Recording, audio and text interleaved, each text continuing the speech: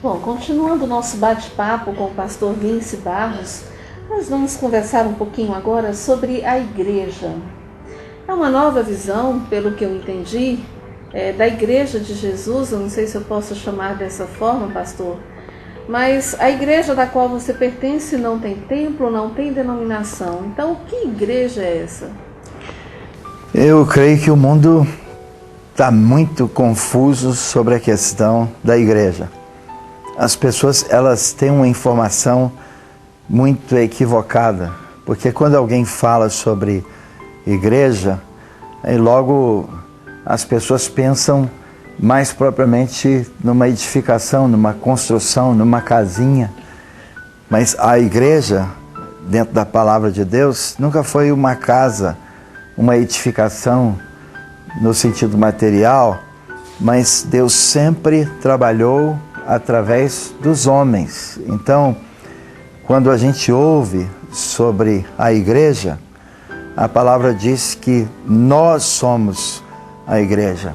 Eu sei que teoricamente muitos dizem, entendi, é verdade, eu sempre criei assim. Mas na prática, as pessoas, elas pensam que tem que ir para a igreja. E quem vai para a igreja não é a igreja, porque a igreja somos nós. A palavra mostra isso. Quando Paulo diz assim, vós sois templo e morada do Espírito Santo de Deus, que nós somos santuários de Deus. Isso está em 1 Coríntios, no capítulo 3. Então, a igreja, dentro do princípio da palavra, são os homens. Esse princípio que foi deteriorado a partir dos anos, de alguma forma perdeu-se a essência, talvez até por interesses materiais, essa questão toda que envolve dinheiro. A gente não vê na Bíblia que o templo é propriamente um salão. O templo do Espírito Santo somos nós. É o ensino da palavra. Então hoje a sua igreja se reúne de que maneira? Nós começamos a igreja nas casas, com as pessoas. Eu posso até citar alguns versículos da palavra, aqui em Lucas, por exemplo, no capítulo 17, quando as pessoas tinham essa dúvida, né? Versículos 20 e 21, os fariseus, eles perguntaram a Jesus quando que viria o reino de Deus. E Jesus respondeu assim, o reino de Deus não vem com visível aparência. Às vezes nós queremos materializar o reino de Deus. A Bíblia diz no versículo 21, nem dirão, ei-lo aqui ou lá está, porque o reino de Deus está dentro, em vós, é o que diz a palavra. Então o reino de Deus, ele está dentro de nós. O melhor exemplo disso também é quando o próprio Jesus, ele começou a fazer os seus primeiros discípulos, né? Aqui a palavra mostra isso claramente, são os primeiros convertidos. Então, a prática de Jesus foi essa. A gente sabe que tinha João Batista, e depois então, quando tinha aqueles discípulos, e que Jesus estava passando, João no capítulo 1, a palavra diz que o próprio João, ele disse que Jesus era o Cordeiro de Deus. Naquele momento, o próprio Jesus viu que aqueles homens estavam seguindo. E quando eles seguiram a Jesus, eu estou falando dos João capítulo 1, versículo 35 em diante, mas no versículo 38, a palavra diz assim, quando Jesus estava vendo que eles o seguiam, ele perguntou para esses homens, a que vocês estão buscando? E eles disseram assim, eu estou buscando o mestre. E perguntou para Jesus, onde é que assistis? Onde é que é o local da reunião? Ou a nossa pergunta hoje, popular, habitual, onde é que é a sua igreja? Qual que é a sua igreja? Me fala um nome. E de fato não tinha na Bíblia essa prática, porque o próprio Jesus, no versículo 39, João 39, diz assim: vinde e vede. Foram, pois, e viram onde Jesus estava morando e ficaram com ele aquele dia. Então, a partir daquele dia, ficando com Jesus, eles foram transformados. É isso que nós precisamos hoje entender sobre a igreja. Que a igreja começa a partir da nossa vida, a vida de Deus dentro de nós e a partir da nossa casa. Então, o melhor lugar para conhecer Jesus é se nós temos casas que são cheias da vida de Deus. O homem, a esposa, os filhos, esse testemunho, esse exemplo de Deus a partir das casas. Então, quando eu conheço alguém, eu estou conhecendo Jesus e a igreja. E a palavra diz isso: onde estiverem 2 ou 3 reunidos em meu nome, ali eu estou. Então, não precisa tomar essa posição de fazer um templo suntuoso, gastos. Não que isso seja proibido. Deus pode usar um lugar, pode usar o Maracanã ou qualquer um estádio de grande porte. Mas, de fato, o que Deus quer começar a usar é a nossa vida. E a igreja somos nós. Pastor Vince, agora dentro desse conceito, o que é ser discípulo, então, de Jesus? É uma pergunta muito boa também, no sentido de que as pessoas têm uma informação que é importante ser membro de uma igreja evangélica ou evangélica. Ou então, já falamos um pouco sobre isso no outro tempo, mas Deus quer salvar pessoas. E Ele faz isso em qualquer lugar. Agora, uma coisa muito importante nesse processo todo que Deus quer trabalhar conosco é que nós devemos ser discípulos de Jesus. Muito mais do que um rótulo, uma placa, um nome, nós precisamos ter uma vida transformada. E nós precisamos desse nome que transforma a vida, que é Jesus. Então nós somos discípulos de Jesus. Por que discípulos de Jesus? Porque nós queremos imitá-lo. O discípulo, ele tem que imitar o seu mestre. Ele tem que andar como Jesus andou. E isso vai realmente tocar em toda a nossa vida, que é a questão da verdade, é a questão de comprar e de pagar, de ter um nome limpo, de não dar cheque sem fundo, de cumprir com a palavra. Quando eu empenho uma palavra, eu cumpro. Então, de não ter malícia, maldade, de não ser mentiroso, de não praticar a mentira ou não falar a mentira, pelo contrário, falar a verdade, de trabalhar e ajudar as pessoas necessitadas. Então, um discípulo de Jesus, ele passa a ter uma vida que tem uma influência em toda a sociedade, porque de fato ele começa a viver como Jesus viveu, andar como Jesus andou, fazer a vontade de Deus na terra. Então, isso é ser um discípulo. Lamentavelmente, hoje, a gente percebe que nem todas as pessoas que são conhecidas como membro da igreja, elas dão um testemunho de Deus. Então, Deus tem falado conosco muito sobre ser discípulo de Jesus. Eu vou aproveitar esse gancho, pastor, só para fazer mais uma pergunta. Porque a gente vê muito por aí aquelas promessas de que, se eu aceitar Jesus, todos os meus problemas estão solucionados, né? Qual é a sua opinião a respeito disso? Olha, eu não faria esse tipo de marketing, porque às vezes isso é algo feito para atrair uma quantidade de pessoas. Muitas vezes as pessoas se envolvem até com quantias financeiras que são entregues para ter felicidade, para ter prosperidade.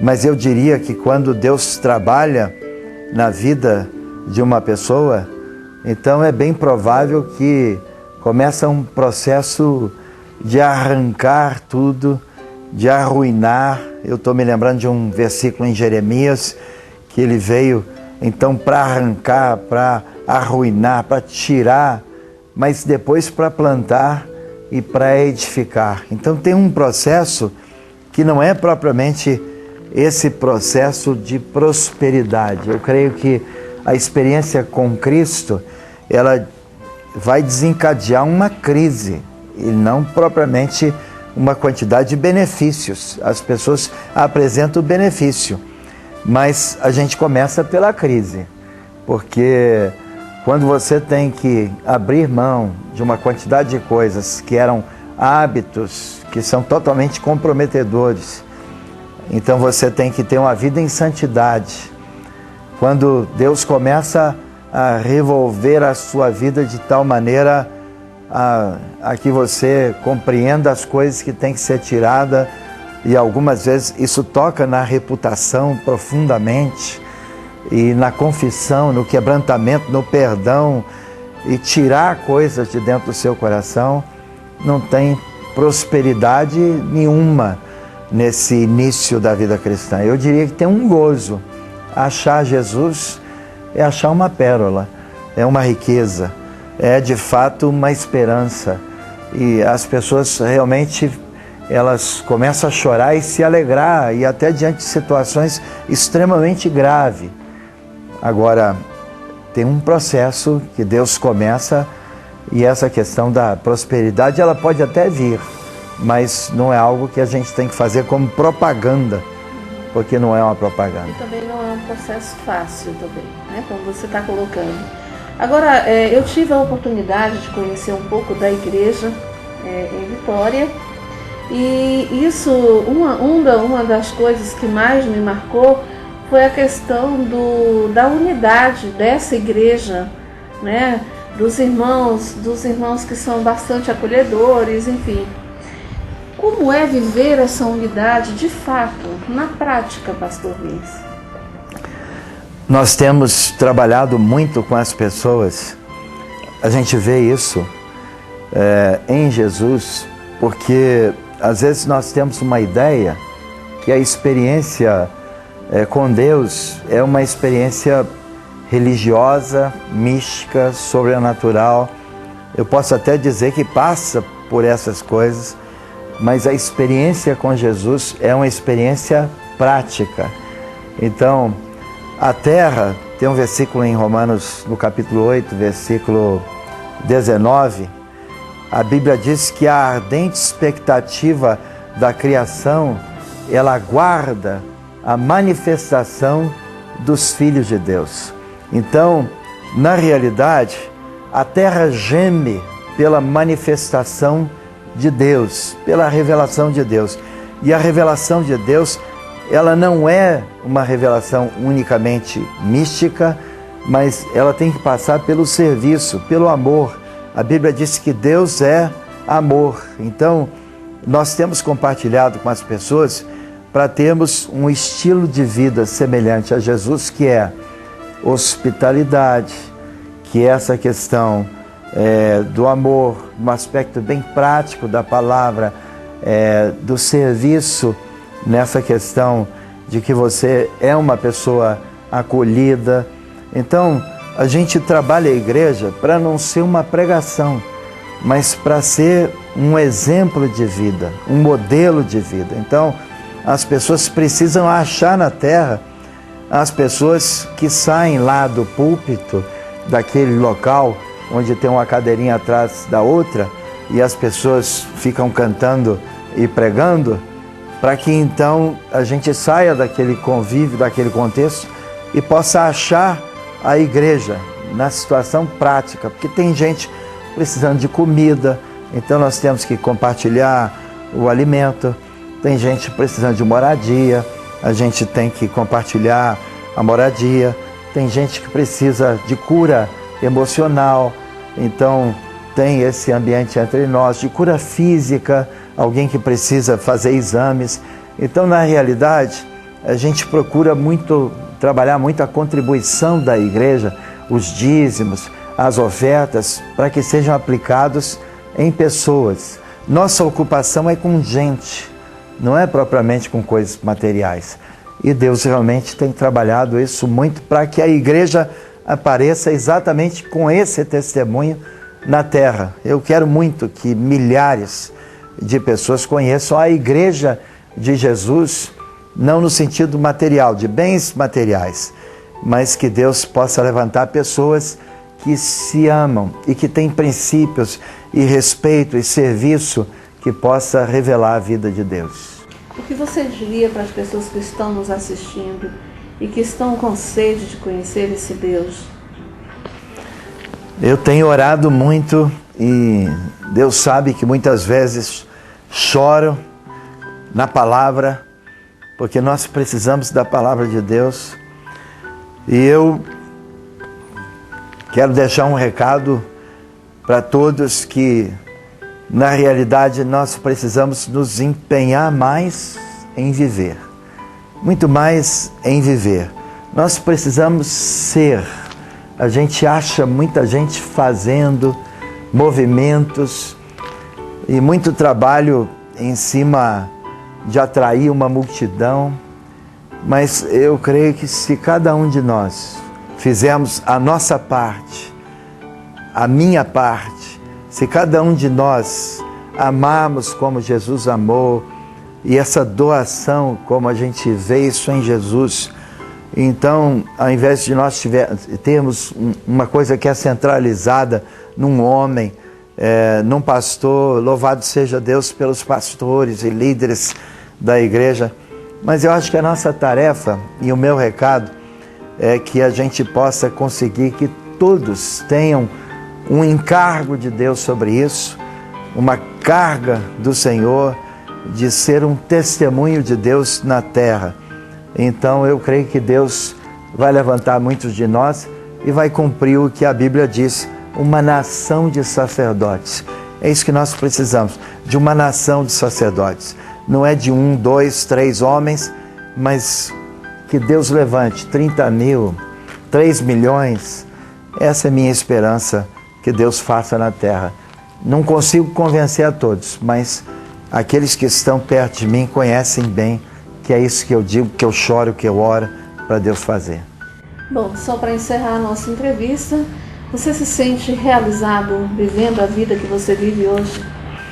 É tudo que de fato eu sei que Deus tinha para mim, porque eu me vejo fazendo a tarefa mais nobre da terra, eu me vejo cumprindo um chamamento de Deus, me alegro bastante dessa minha vocação, sou totalmente realizado, sou um multimilionário das coisas espirituais, então a minha realização é indizível, eu não tenho palavras para dizer do que Deus tem feito comigo e do que eu tenho visto. Eu preciso mais tempo, só isso, para cumprir a vontade de Deus. Eu gostaria de ter mais tempo, porque viaja muito, visita muitos lugares, aqui dentro do Brasil inclusive, né? Então falta tempo. É verdade, essa é a minha batalha.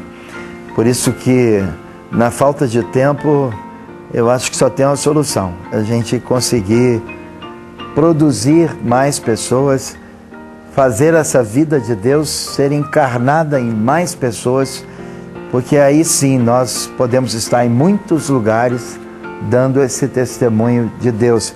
Isso me faz lembrar um versículo que eu creio que nós podíamos concluir, porque entendo que é uma palavra realmente de Deus, quando Paulo fala aos Coríntios, 2 Coríntios no capítulo 2, versículos 14 e versículo 15, graças, porém, a Deus, que em Cristo sempre nos conduz em triunfo, não em triunfalismo, e por meio de nós manifesta em todo lugar a fragrância do seu conhecimento, porque nós somos para com Deus o bom perfume de Cristo, tanto nos que são salvos como nos que se perdem. Então, esse versículo é muito importante, porque Deus quer se manifestar em todo lugar. Olha como que tem uma dinâmica sobre isso aí, né? Porque o salão, que eles chamam de igreja,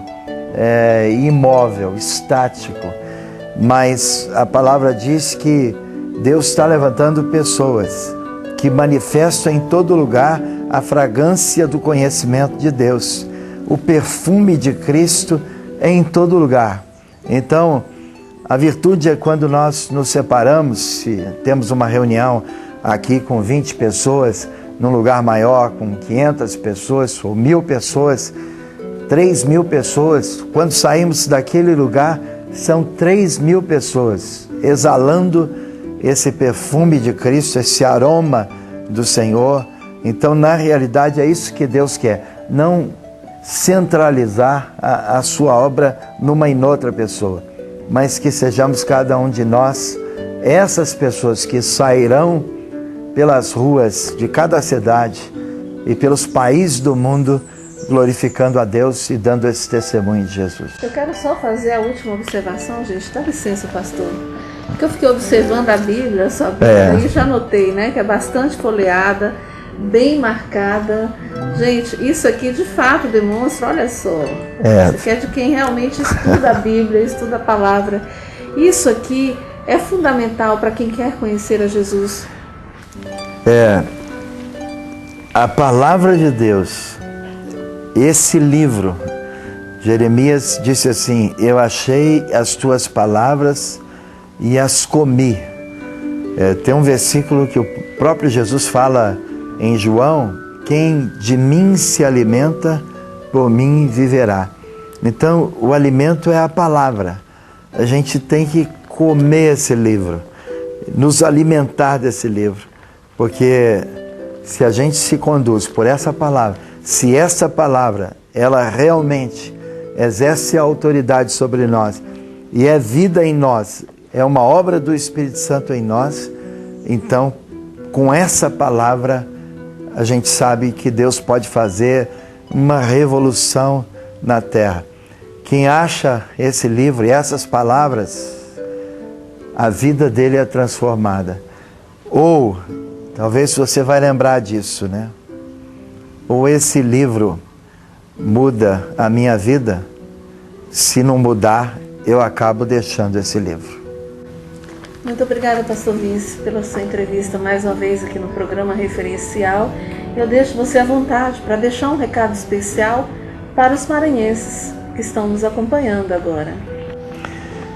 Deus tem nos dado a oportunidade de estar em São Luís, no Maranhão, compartilhando com pastores, com irmãos da igreja. Eu estou aberto para cooperar e contribuir com essa cidade. E eu quero profetizar sobre essa cidade um tempo novo, um renovo. Que Deus levante você para ser uma testemunha de Deus nessa cidade. Deus precisa de você. Obrigado, no nome de Jesus. Amém. Muito obrigada. Amém. Espero vê-lo em breve, se Deus Amém. quiser. Amém.